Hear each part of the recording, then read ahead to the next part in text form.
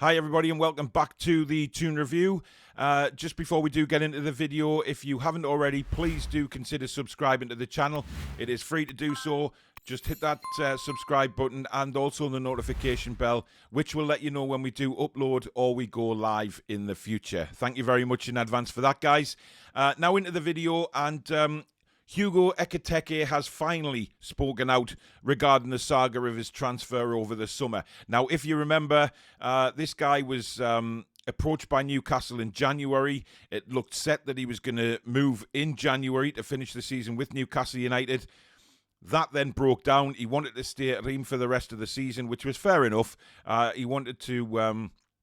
It all happened so quickly, actually, that he just got in a blind panic and he wanted to stay on home turf. Now, obviously, the start of the transfer window, his name was mentioned straight away, and it certainly looked like he was going to be Newcastle United's first signing of the summer. We watched him in the under-23s tournament in Toulon. Of course, we did a watch-along in which he got injured in the first 4 minutes, which was disappointing. But a very, very exciting player, and certainly the fans of Newcastle United, we were very excited to see him come. However, over the course of the few weeks, it got delayed and delayed and delayed, and there was various rumours about his agent not turning up for meetings and putting things back, or trying to get more money for the player, etc. Which, is fair enough, is an agent's job, but it seemed to be like Ekiteke was being influenced by the wrong people. Now, obviously, into the summer, it came about that PSG may be sniffing around, may have an interest in the player, but there was nothing concrete until, of course, PSG made their offer. And once they made their offer, there was only one club that he was going to. And he's finally spoken out about the move and said that if he did move abroad, Newcastle United would have been the club he would have signed for. He appreciates that everything that Newcastle United did over the summer to persuade him to come. But being a French kid and PSG, the French giants coming in for you, you can't refuse that offer. And that's fair enough. I mean, we can all say, he's going to have a very tough time there, getting in the team ahead of Neymar, Mbappe, Messi, etc. But listen, playing with those players week in, week out, training with them week in, week out, he's only going to improve as a player, isn't he? And get better and better.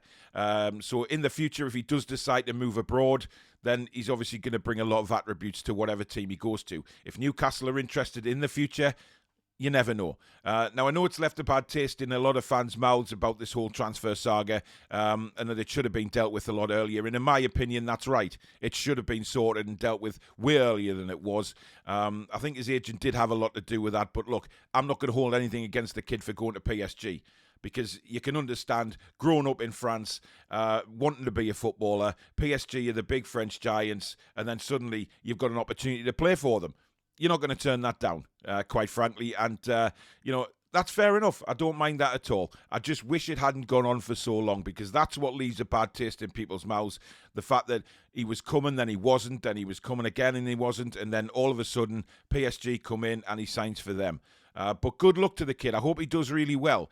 I just think he was influenced maybe earlier on in the summer by the wrong people. I think his agent really needs to take a hard look at himself, because, those reports about him, delaying meetings, postponing meetings, etc., etc., he must have had a sniff that PSG were in there somewhere along the line.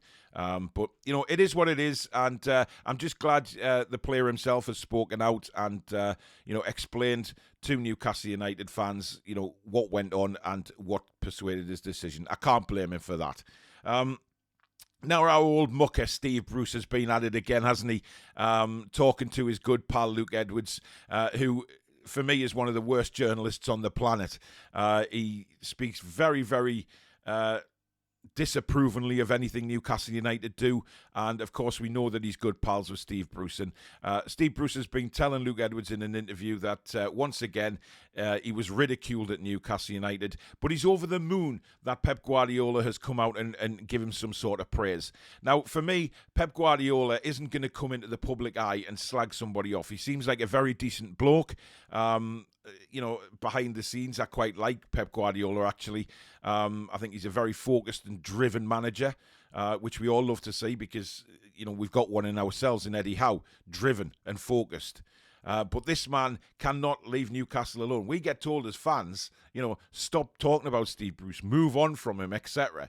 When the man himself can't even do that, because every time he speaks to Luke Edwards, he throws something back in our face regarding Newcastle United and how badly he was treated. He was treated badly because he was an absolute fraud of a manager. You're talking about a man who's a multi-millionaire from failure, and you don't see that many times in life where you get a multi-millionaire from being an absolute weapon, an absolute failure of a man.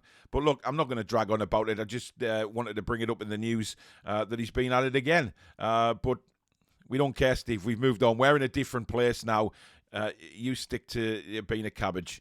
Anyway, tomorrow's game against Bilbao. Now, this Newcastle United announced that both games would be on the website tomorrow over the weekend and broadcast. However, the Bilbao game will not be broadcast in the UK or Spain, and this is down to some crazy UEFA restrictions.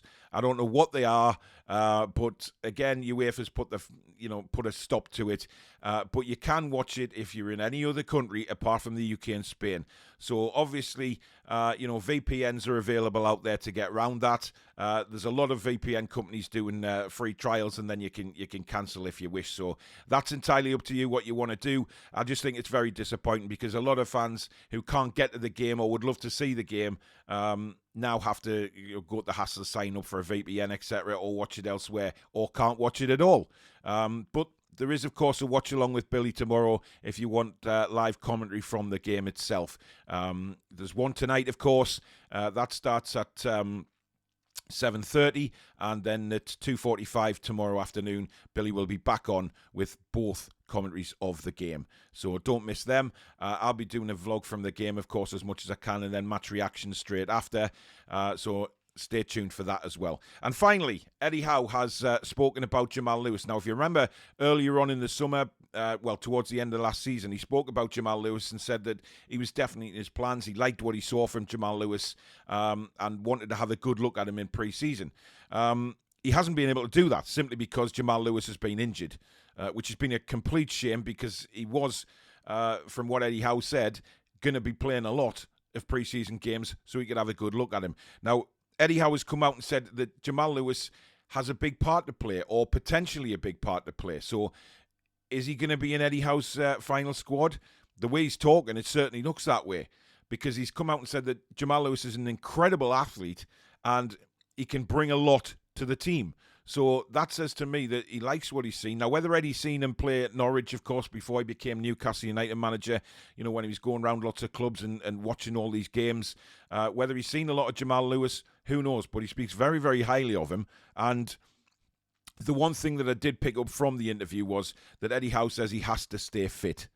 Now, that could go along the lines of a lot of players, but judging by the amount of injuries that Jamal Lewis has had, it's a problem, isn't it? He's got to stay fit somewhere. And he's, if he wants to further his Newcastle career and further his development, his fitness is a big, big problem at the minute. So whether they can work on that, I don't know. But it's nice to see Eddie Howe still talking about these players who haven't really featured yet, which of course we know he does because he's a fantastic manager. But that's it for today, guys. No transfer news as yet. Of course, Newcastle will be concentrating on the games this weekend. Maybe we'll see something develop next week before the Forest game, but who knows? But there you go, guys. That is the Friday morning news. If you have enjoyed the video, as usual, guys, please do hit that like button. It does tell YouTube that something good is happening on the channel and pumps us up the search list. And of course, if you're new, as usual, please do subscribe to the channel. It is free to do so. Hit that notification bell and you'll be notified when we upload or we go live. And if you'd like to donate to the channel while we're not on air, there's a thanks button along from the like button. If you just press that, that'll make sure you can donate to the channel if you so wish. So I appreciate that if you do that. And thanks for watching. If you're going to the games, have a good time. Come and say hello. We'll be just along from the club shop next to the Jackie Milburn's statue. Up until about half an hour before the game starts, and of course afterwards. It'd be nice to put some faces to the names, and we'll be there over both games. If you can't make it, have a cracking weekend, whatever you're doing, guys. Take care.